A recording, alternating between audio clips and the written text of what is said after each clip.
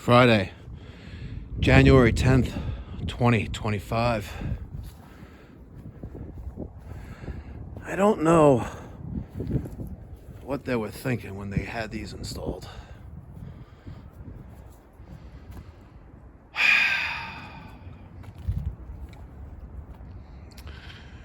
You're probably guessing, Mikey Pipes, why are you saying that such in a negative fashion? Well, in my opinion, I think Lennox is garbage. But at least we have some separation between each unit. Should they be more separate? Absolutely. But these are big condensing units. You would think that these were 5 tons each based on the size of it, right? I doubt it. Nonetheless, we're here for the Fujitsu. It's about 4 years old, and since year one, every mid-winter, they've had to recharge the system of R410A. Why? There's a leak in the system. Are we going to figure it out? Yes. Well, we can do that today? Absolutely not. 45,000 BTU, AOU 45 RLXFZ. There's a serial number. We have 5 branches or 5 circuits. Let's take the cover off with a Phillips screw gun and see if we have any oil residue on any of the connections, which would be indicative of a leak.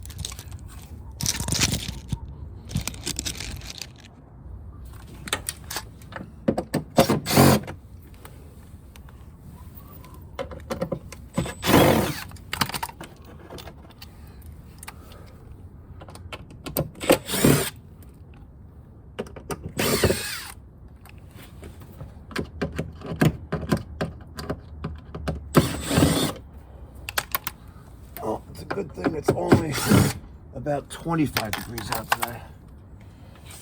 And a little wind.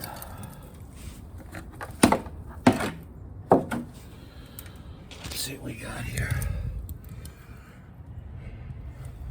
Well, I don't see any oil residue.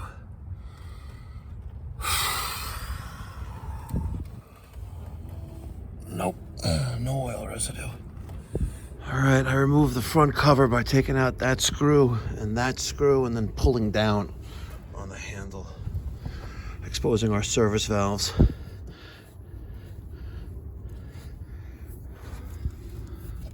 It's got some residue there, but nothing indicative of a leak. Probably when they were just charging this thing multiple times over and over and over again. Let me get a little crescent wrench. Let's take off our, well, at least they're on tight. You know that service port caps are your first line of defense against Schrader core valve leaks. So remember that every time you're working on a refrigeration system and there's caps missing, put them on there. And even if you have to build the price of the cap into the cost of the job, I don't care, but there should be caps there. And if you look at that one there, see how that one's not discolored or aged, and that one's weathered. What's up with that? I wonder if the cap was missing for all this time. Let's hook up our gauges and see what our pressures look like. All right, I have my suction and discharge tubing hooked up here. I'm a little dumb. It's also cold out. Yeah, I'm a little dumb right now. Okay. I don't know what's wrong with my brain today. Don't even ask. Don't even ask. I don't know what I'm thinking. Yes, I took off my high pressure hose from the high pressure port valve of my 4-port digital refrigeration manifold, and I put it on the charging port because I had a connection that wouldn't work because I left the 410A mini split charging port connection on it because my brain is not functioning. I'm just keeping it real, guys. It's 29 degrees out now. It warmed up. Oh, it's 30. Look at that. Thank God there's no wind. I am not going to recover refrigerant that's in this system. There's very little refrigerant in there. Look at that. It's just 85 psi. There's nothing in here. I'm going to turn on my scale. Compliments of Viver. Thanks, Viver, for sending this to me. Last year, I believe it was. Let's zero that out. Make sure that's closed. Let's open up the valve on top of my 25-pound jug of R410A, which is dirt cheap compared to 454B, which is triple the price. I don't know why, but that's what it is.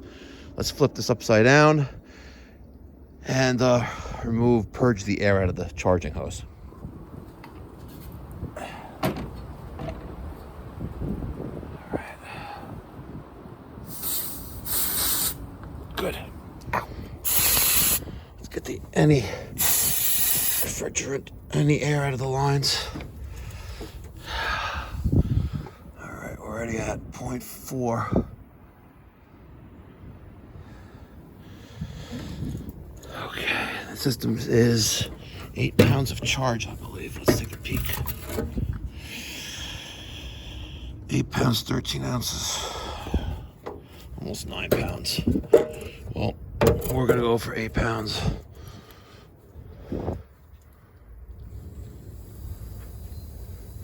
Toma refrigerant, mommy. Toma, mommy.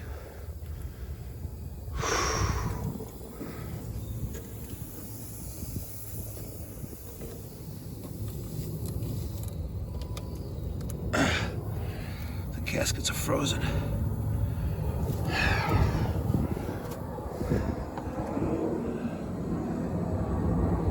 2.2 and climbing.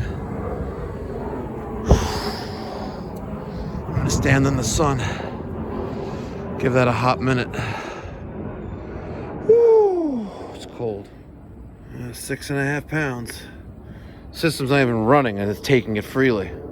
It's crazy. I'm gonna stop at once it slows down, I'm gonna probably stop at 7. Maybe 7.5 pounds. Yeah, let's go to 7.5 pounds. It sucks. But they are committed to finding the leak at the end of the season. So where that, there it is, 7.5 pounds. Let's close that charging port. Let's close our valves. And I'm going to get ridiculed online in the comments section for just adding this refrigerant. You're careless. You don't care about the environment, the comments are going to read. No, I do care about the environment. And when you pay for the service call for me to come here and find the leak, then you can judge. Okay? But if you're not paying, don't judge. Let's turn our units on inside and pray that we're good.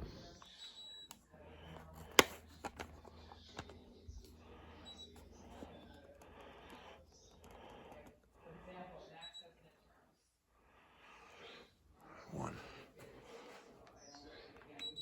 2, 3, 4. I just detached it. This just happened now. It was me. All right, all 5 indoor units are in heat mode, set to 88. And I could have put the fan into high speed, but they're all on auto. Let's go see what's going on at the outdoor unit. Oh, the sun feels so good.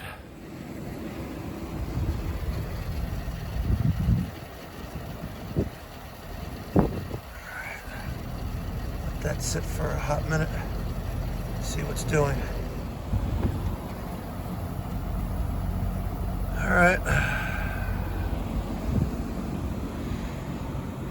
I'm gonna take my thermal imaging camera and see what's doing inside.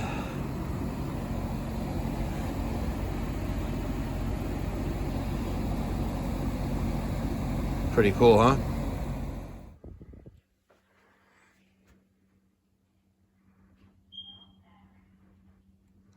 One, two,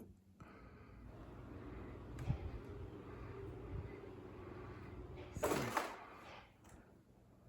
four. Warming up.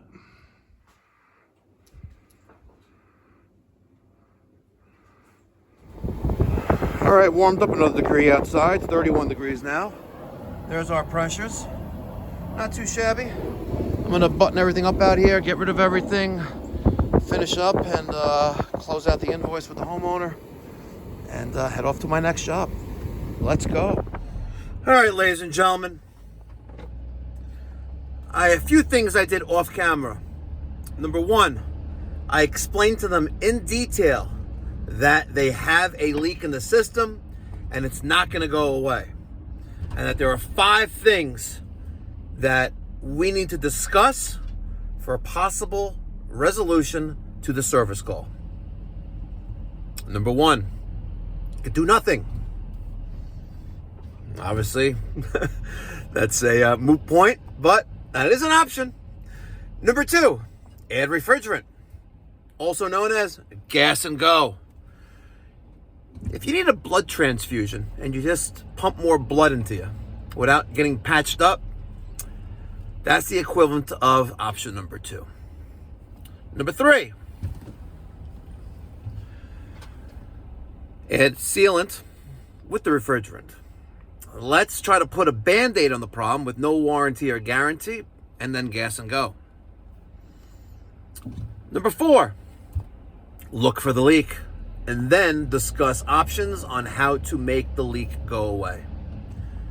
Now, on older systems, if you have one leak, let's say you make the repair, recharge the system, and then next week, next month, next day, next year, another leak occurs or another issue goes down. So it's something you have to consciously be made aware of, that if you got a leak and it's an old system, it may be best to do number 5, replace the system. Make the problem go away. If you have any questions on those 5 things, I have a form on this that I give to my clients when we deal with refrigerant leaks. And I hand them this form and I make them sign a copy of it, because there are more lawyers than there are people like me, HVAC guys out there. And if I didn't explain it in writing with a signature, even then, I might still be liable. But at least I dotted my I's and I crossed my T's. I appreciate the support you guys give the channel. Thank you so much.